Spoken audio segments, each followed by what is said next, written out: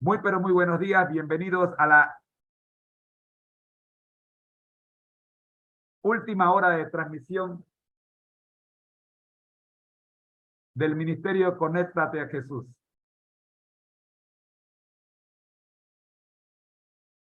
La escuela sabática regular. Nuestra esperanza ante la muerte. Lección número 13. El proceso del juicio.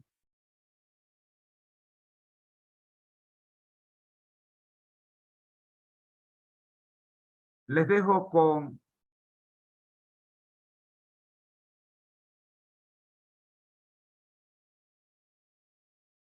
la escuela sabática, la lección para hoy de la Escuela de Teología.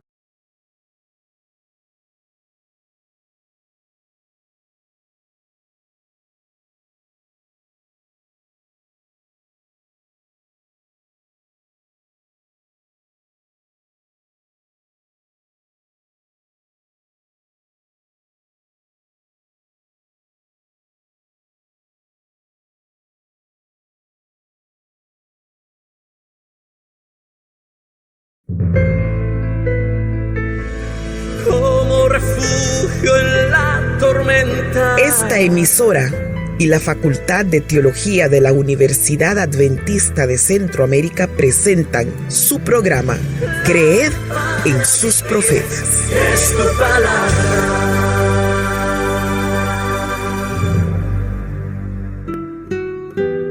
Primer libro de Crónicas, capítulo 5, versículo 20. Por cuanto confiaban en Dios, clamaron a Él en medio del combate, y Dios los ayudó a derrotar a los agareros y a sus aliados. Hoy tenemos un desafío. Desarrollemos la confianza en Dios como tuvieron las tribus de Rubén, Gad y Manasés. Cumpliendo el mandato divino de poseer la tierra prometida, las tribus de Rubén, Gad y la media tribu de Manasés se unieron para expandir su territorio. Ellos hicieron dos cosas básicas. Primero, prepararon un ejército poderoso, instruido en el uso de todas las armas y eran diestros para la batalla.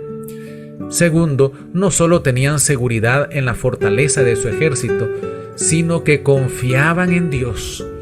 La raíz primaria en hebreo para la palabra confiar es apresurarse a refugiarse, pero no tan precipitadamente porque se tiene apoyo y seguridad en Dios. Estando en pleno combate, clamaron a Dios. Este es el equilibrio que se necesita desarrollar en todas las facetas de la vida. En primer lugar, prepararse, entrenarse, capacitarse y ser experto. Y en segundo lugar, depender de Dios. Pero debemos clamar. Esta palabra significa lanzar alaridos de angustia cuando se está en peligro. Cuando oremos, debemos suplicar e interceder para que Dios sea propicio y pueda oír nuestras plegarias. Evaluemos la respuesta divina. Dios ayudó y les dio una gran victoria. Dios los rodeó de su protección, fue en su ayuda, los socorrió porque ellos dependían de la colaboración divina. Cuando se clama a Dios, así como hicieron estas tribus que se habían aliado, Él escuchó su oración y les otorgó una gran victoria. La cita selecta hoy se encuentra en el libro La Educación Cristiana, página 424. Dios responde por cada promesa y con nada podemos deshonrarle más que con dudar y vacilar, con pedir y no creer y más tarde con dar expresión a la duda. Si no recibís inmediatamente lo que pedís, ¿habéis de andar enfadados y de ser incrédulos? Creed que Dios hará lo que ha prometido. Sigan ascendiendo vuestras oraciones y velad, trabajad y esperad. Pelead la buena batalla de la fe. Decida vuestro corazón, Dios me ha invitado a venir a Él. Ha oído mi oración. Ha empeñado su palabra prometiendo recibirme y Él cumplirá su promesa. Pedid y se os dará, buscad y hallaréis, llamad y se os abrirá. Pues si vosotros, siendo malos, sabéis dar buenas dádivas a vuestros hijos, ¿cuánto más vuestro Padre Celestial dará el Espíritu Santo a los que lo pidieron de Él? Oremos. Padre Todopoderoso, tú que siempre estás dispuesto a escuchar nuestras plegarias, clamamos por auxilio para que nos otorgues, para que nos des victoria contra Satanás, nuestro principal enemigo. Por Jesús. Amén. Hemos presentado su programa Creed en los profetas. En los profetas. escrito por el Dr. Franz Ríos, en la voz del ingeniero Dodani Castillo. Les esperamos el día de mañana a la misma hora. Para más información, visite nuestra página en internet teología.unadeca.ac.cr. Creed en los profetas. Lámpara a mis pies es tu palabra.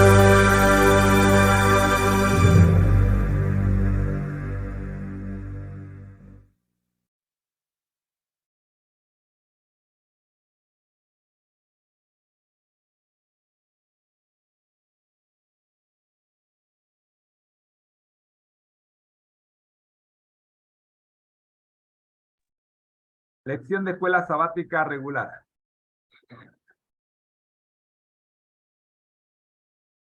Nuestra esperanza ante la muerte. Lección número 13. El proceso del juicio es nuestro tema.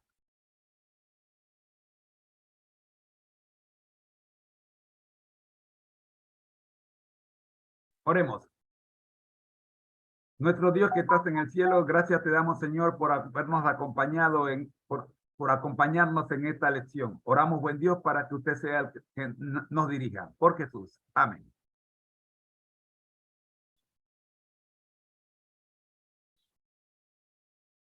Vamos a conectarnos con nuestros amigos de Instagram.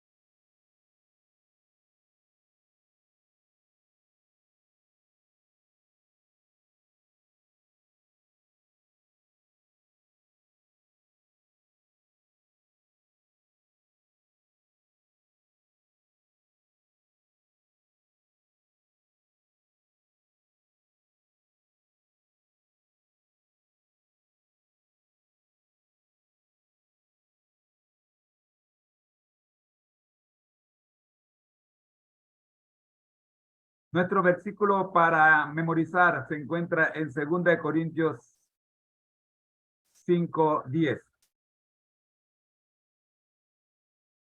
Porque es necesario que todos nosotros comparezcamos ante el tribunal de Cristo, para que cada uno reciba según lo que haya hecho mientras estaba en el cuerpo, sea bueno o sea malo.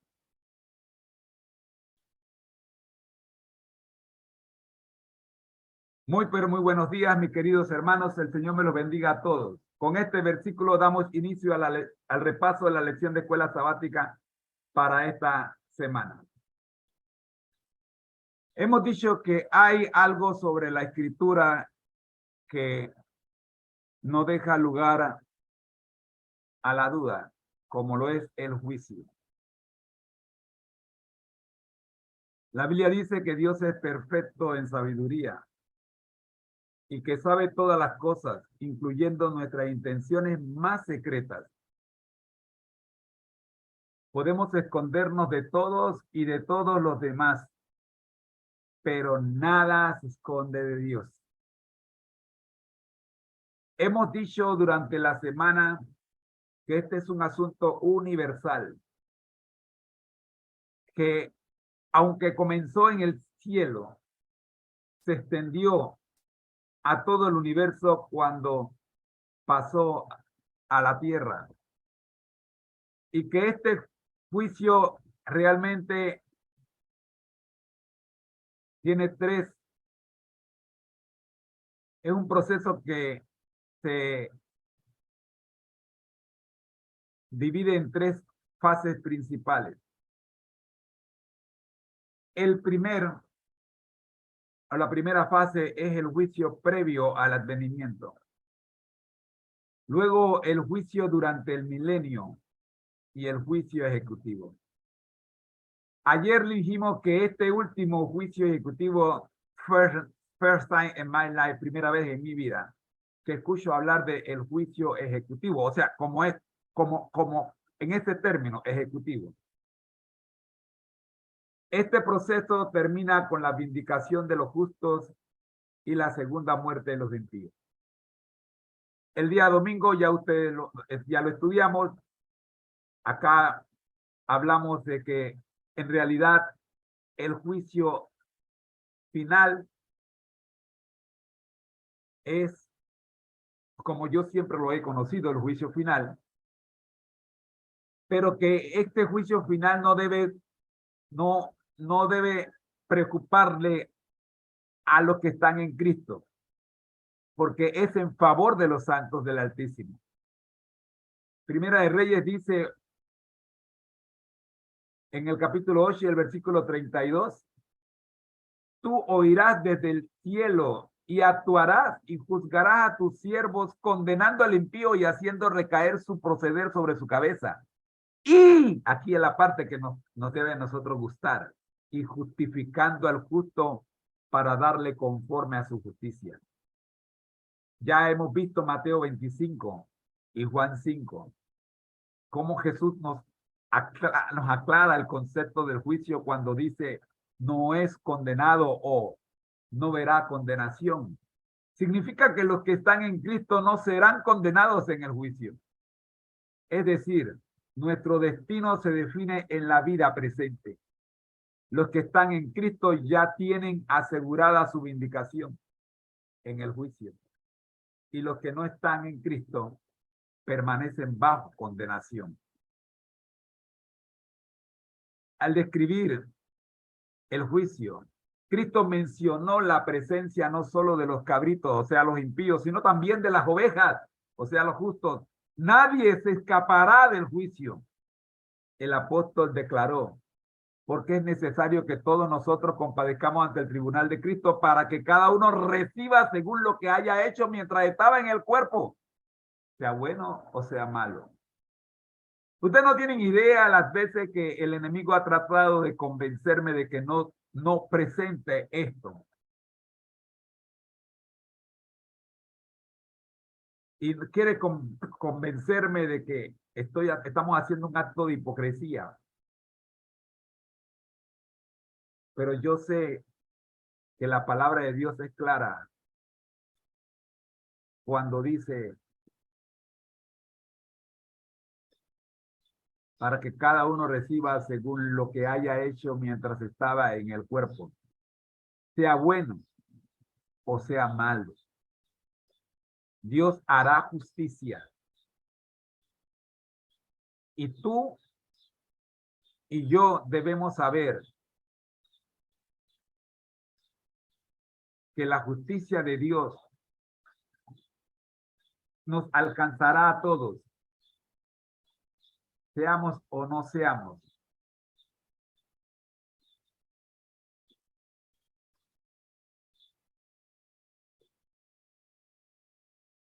Reflexionamos sobre el juicio, debemos tener en cuenta que somos salvos por gracia. En otras palabras, somos justificados por la fe, juzgados por las obras. Y estas obras se fundamentan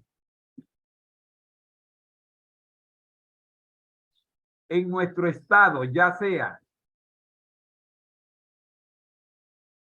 que seamos cabritos, o sea, impíos, o seamos ovejas, o sea, justos.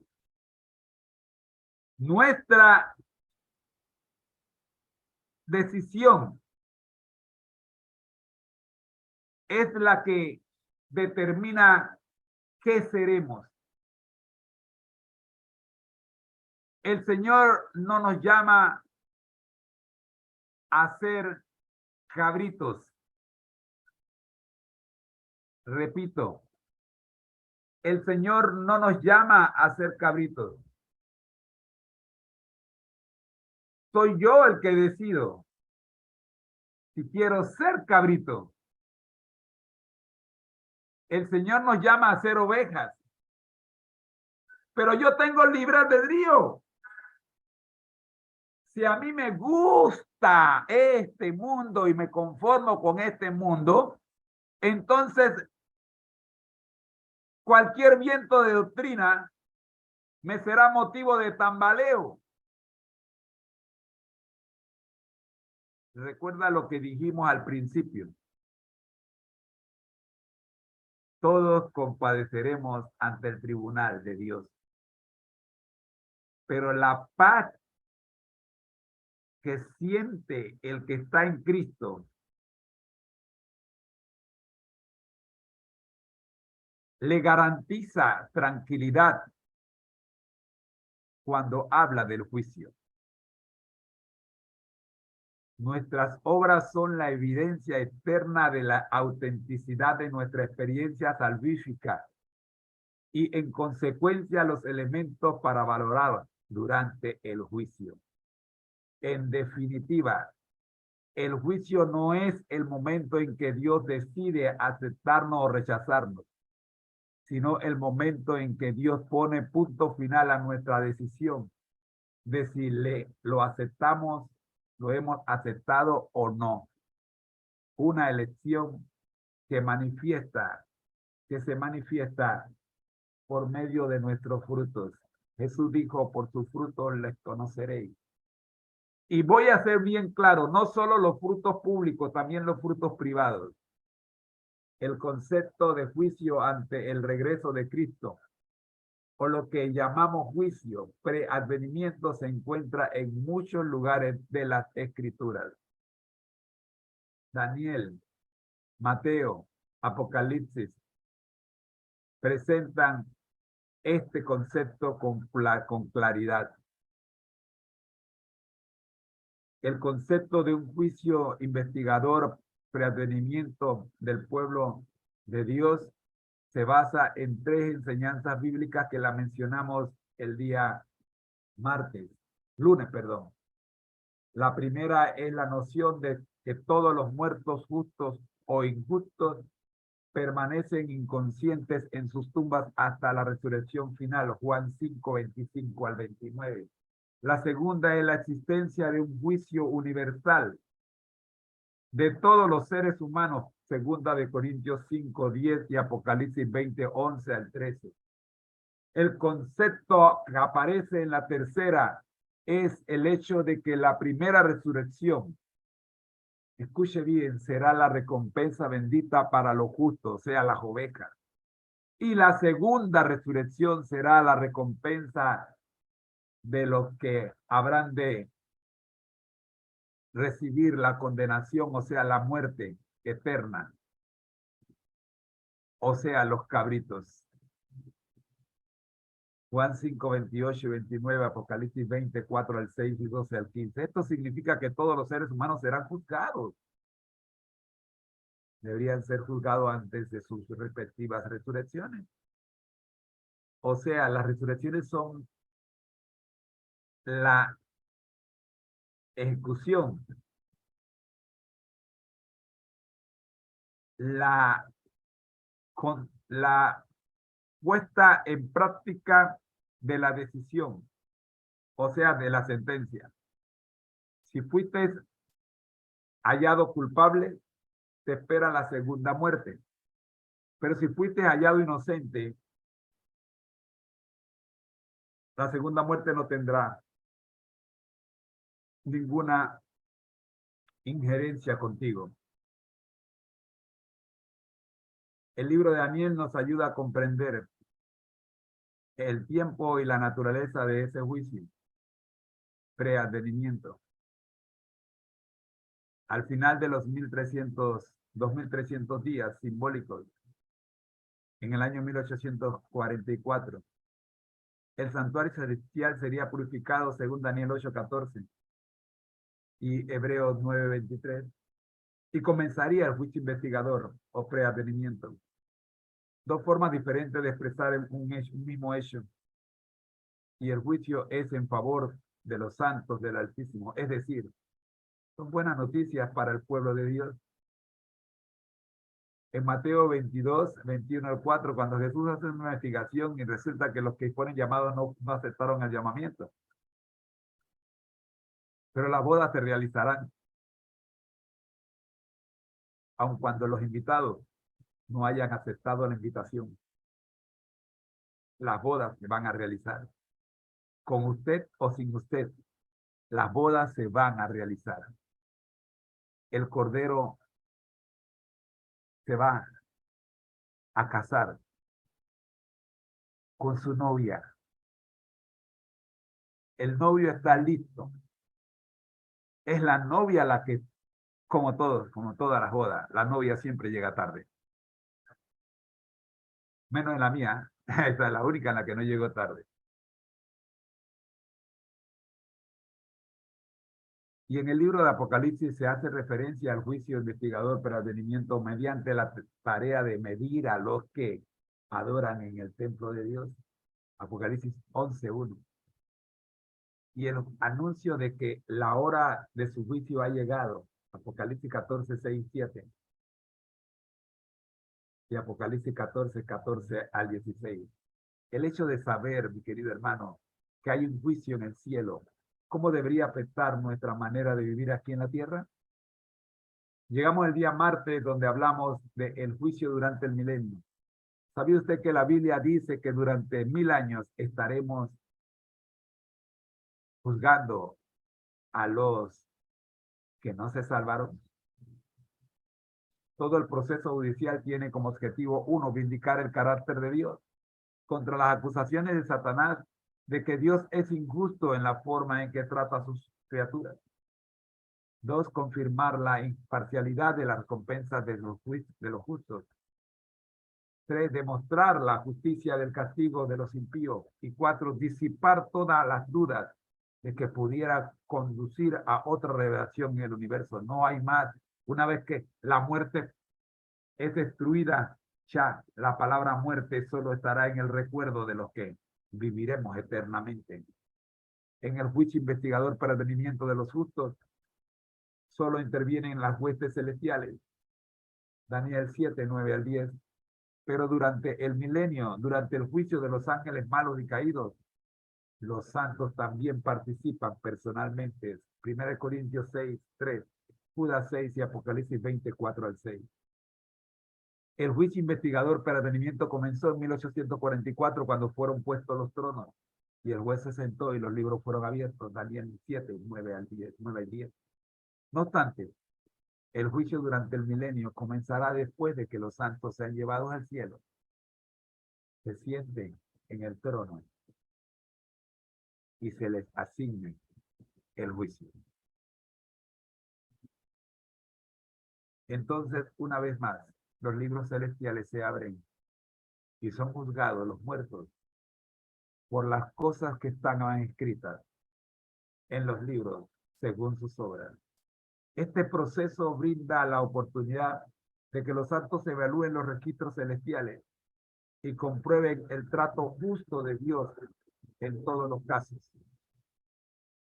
El trato justo de Dios. Él no solo recompensa a todos los seres humanos según lo que merecen, en función de sus decisiones, sino también les explica por qué lo hacen. Nadie te obligó. Tú decidiste hacerlo. El hecho de que los salvos participen del proceso de juzgar a los perdidos que duermen antes de que resuciten para enfrentar la segunda muerte, y de que nadie será castigado hasta que nosotros también comprobemos la justicia y la equidad de Dios. ¿Qué nos enseña acerca del carácter de Dios?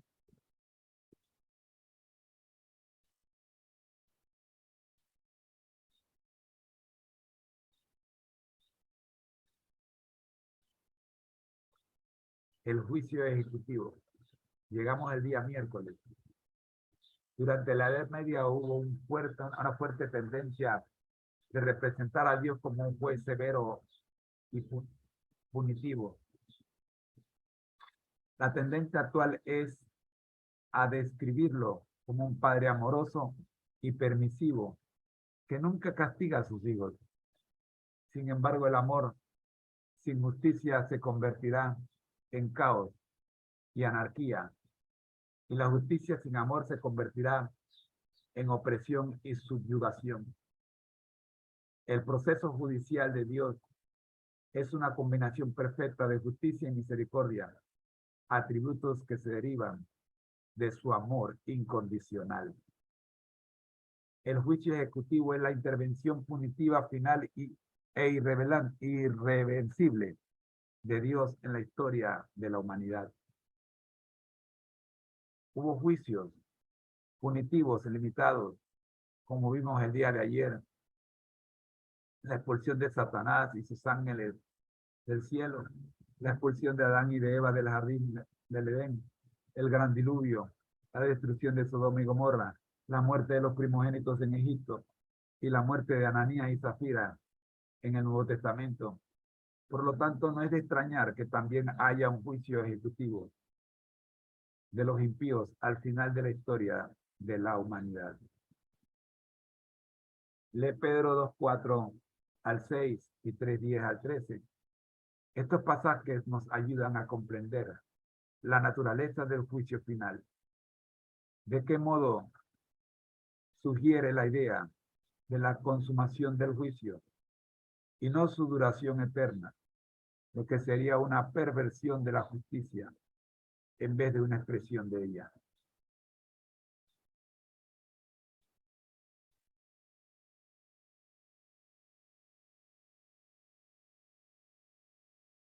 La bondad y la larga clemencia de Dios, su paciencia y su misericordia ejercidas hacia sus súbditos, no le impedirán castigar al pecador que se negó a obedecer sus requerimientos. No le corresponde a un hombre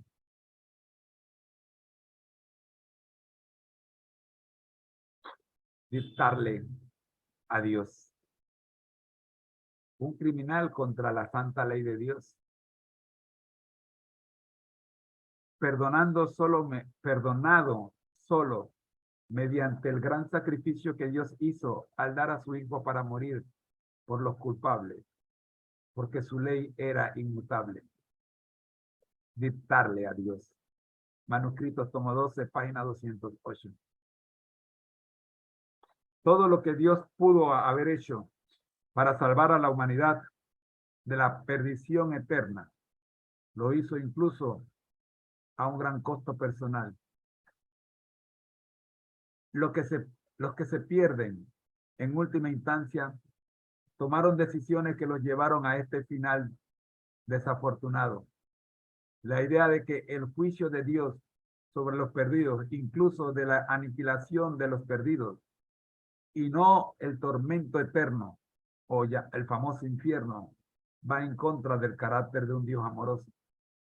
Es simplemente errónea. Es el amor de Dios, y solo el amor de Dios, lo que también demanda justicia.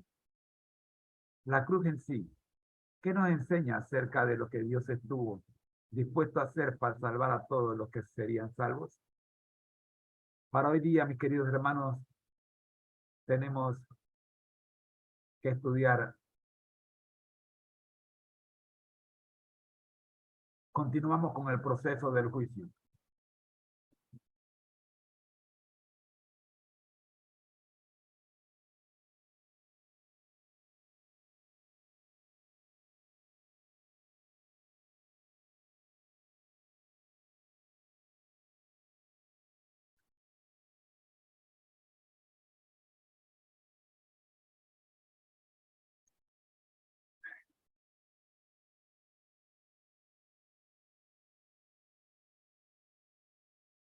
La segunda muerte.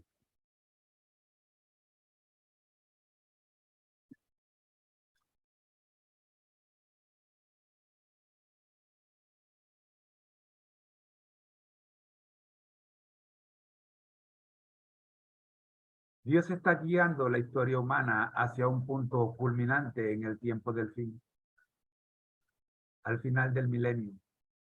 Todos los impíos muertos resucitarán de sus tumbas para recibir su sentencia punitiva final. Apocalipsis 25, 11 al 15. Entonces, cuando se termine todo el proceso de juzgar y no se le pueda agregar nada más, los malvados reconocerán la justicia de Dios en vista de todos los hechos del gran conflicto. Todo el universo, tanto los justos como los rebeldes, declararán al unísono: justo y verdaderos son tus caminos, oh Rey de los siglos. Y el mismo Satanás se inclina y reconoce la justicia de su sentencia. Conflicto de los siglos, página 551. Lee Malaquías 4:1, Apocalipsis 20, 14 y 15, Apocalipsis 21:8. ¿Cuán efectivos serán el lago de fuego y la segunda muerte? Malaquías 4:1 nos dice: el advenimiento del día de Jehová. Porque aquí viene el día ardiente como un horno, y todos los soberbios y todos los que hacen maldad serán estopa. Aquel día que vendrá los abrazará, ha dicho Jehová de los ejércitos, y no les dejará ni raíz ni rama. Apocalipsis 20, 14 y 15 nos dicen: y la muerte y el Hades fueron lanzados al fuego, al lago de fuego. Esta es la segunda muerte. Y el que no se halló inscrito en el libro de la vida fue lanzado al lago de fuego. Pero los cobardes, dice Apocalipsis 21:8, e incrédulos, los abominables y homicidas, los fornicarios y hechiceros, los idólatras y todos los mentirosos tendrán su parte en el lago que arde con fuego y azufre, que es la segunda muerte. La destrucción final de Satanás y sus ángeles y de todos los impíos limpiará el universo del pecado y sus consecuencias.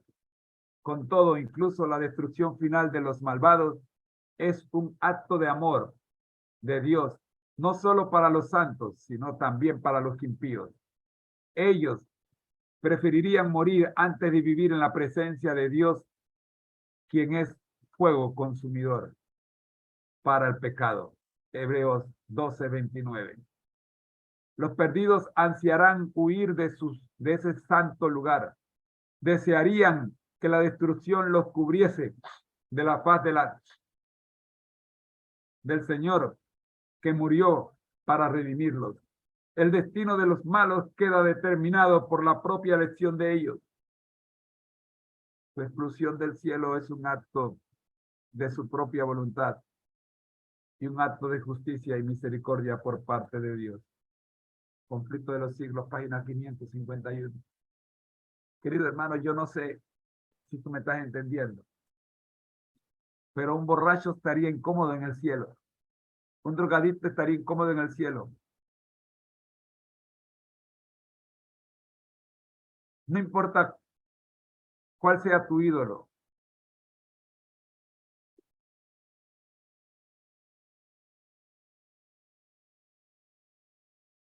Si tu rey, si tu guía, si tu maestro no es Cristo, tú mismo le vas a pedir al Cristo que no te lleve al cielo, porque no será un lugar. La Nueva Jerusalén no será un lugar en el que te sentirás a gusto, porque tú sabes que en la Nueva Jerusalén no habrá lo que a ti tanto te gusta. Por lo tanto, la aniquilación final del pecado y los pecadores, en contraste con la teoría no bíblica de sus sufrimientos eternos en el infierno, establece un castigo justo y proporcional por la maldad que haya cometido la gente. También confirma que el pecado tuvo un comienzo y tendrá un final. entonces el universo entero volverá a su perfección original antes de que el pecado y el mal y la desobediencia surgieran misteriosamente y sin ninguna justificación. Alabado sea el Señor, porque Él es nuestro juez y justo. Según de Timoteo 4:8. Tomará la justa decisión de conceder inmortalidad a los santos y destrucción eterna a los impíos. ¿Qué tiene de malo la idea de que Dios finalmente salva a todos? ¿Por qué es tan mala esa idea? El espíritu de profecía nos ayuda a responder esta y otras preguntas relacionadas con este asunto. Todos los impíos del mundo están de pie ante el tribunal de Dios, acusada de alta traición contra el gobierno del cielo. No hay quien sostenga ni defienda la causa de ellos. No tienen disculpa y se pronuncia contra ellos la sentencia de la muerte eterna.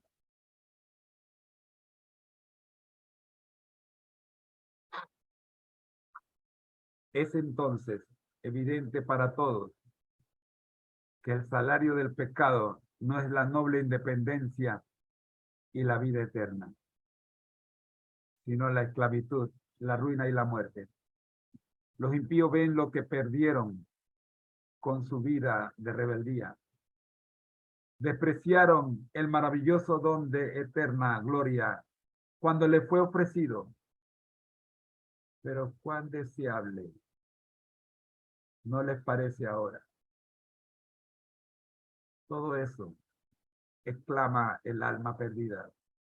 Yo habría podido poseerlo, pero preferí rechazarlo. Oh, sorprendente infatuación. He cambiado la paz, la dicha y el honor por la miseria, la infamia y la desesperación. Todos ven que su exclusión del cielo es justa. El conflicto de los siglos, páginas 648 y 649. Te confieso, hermano, al principio de esta pandemia leí El conflicto de los siglos, un capítulo por día. Pero te confieso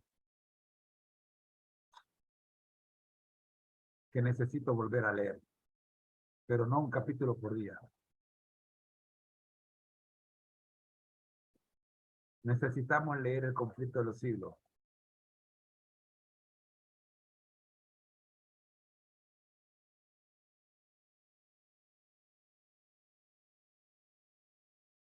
En el tiempo, al ritmo del Señor y no el nuestro. Porque no se trata de leer por leer. Necesitamos entender lo que estamos leyendo y ponerlo en práctica en nuestras vidas.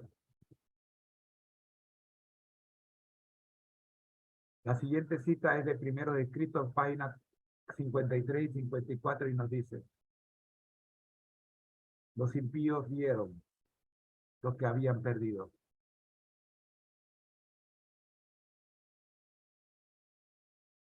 Bajó sobre ellos fuego de Dios y los consumió. Tal fue la ejecución del juicio. Los impíos recibieron entonces lo que los santos, en unión con Jesús, les habían asignado durante los 1000 años. El mismo fuego proveniente de Dios que consumió a los impíos purificó toda la tierra. Las desgarradas montañas se derritieron con el ardiente calor. También la atmósfera y todo el rastrojo fueron consumidos. Entonces nuestra heredad apareció delante de nosotros, gloriosa y bella. Heredamos toda la tierra renovada. clamamos en alta voz, gloria, aleluya.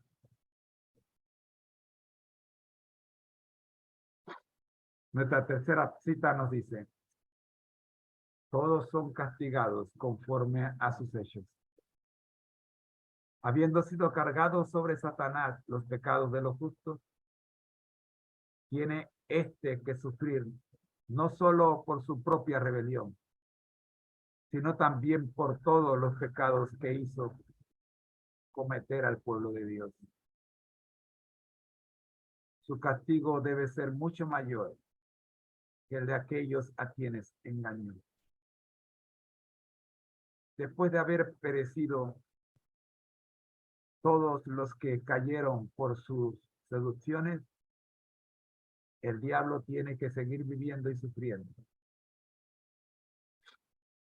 En las llamas purificadoras quedan seducciones. El diablo quedan seducciones por fin destruidos los impíos, raíz y rama. Satanás, la raíz, sus secuaces, las ramas. Permítanme leer esta cita una vez más. Todos son castigados conforme a sus hechos. Está claro. Habiendo sido cargados sobre Satanás los pecados de los justos, tiene éste que sufrir no solo por su propia rebelión, sino también por todos los pecados que hizo cometer el pueblo de Dios. Ahí está claro. Su castigo debe ser mucho mayor que el de aquellos a quienes engañó. Eso está claro. Después de haber perecido todos los que cayeron por sus seducciones, el diablo tiene que seguir viviendo y sufriendo.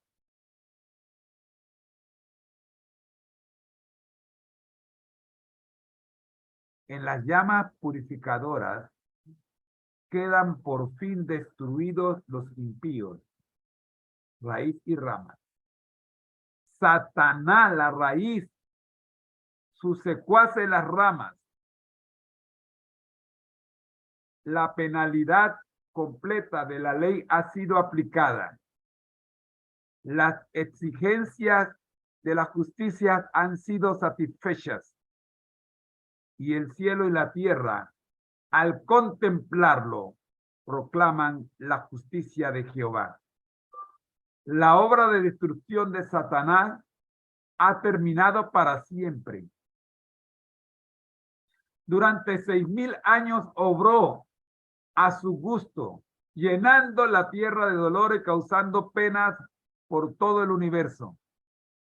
Toda la creación gimió y sufrió en angustia. Ahora las criaturas de Dios han sido libradas para siempre de su presencia y de sus tentaciones. Ya descansa y está en quietud toda la tierra. Prorrumpen los hombres justos en cánticos. Isaías 14:7, versión moderna. Y un grito de adoración y triunfo sube de entre todo el universo leal. Se oye como si fuera el estruendo de una gran multitud y como si fuera el estruendo de muchas aguas y como si fuese el estruendo de poderosos truenos que decían, aleluya, porque reina el Señor Dios, el Todopoderoso. Apocalipsis 19:6. El conflicto de los siglos, páginas 652 y 653. Hasta aquí el curso especial para el día de hoy.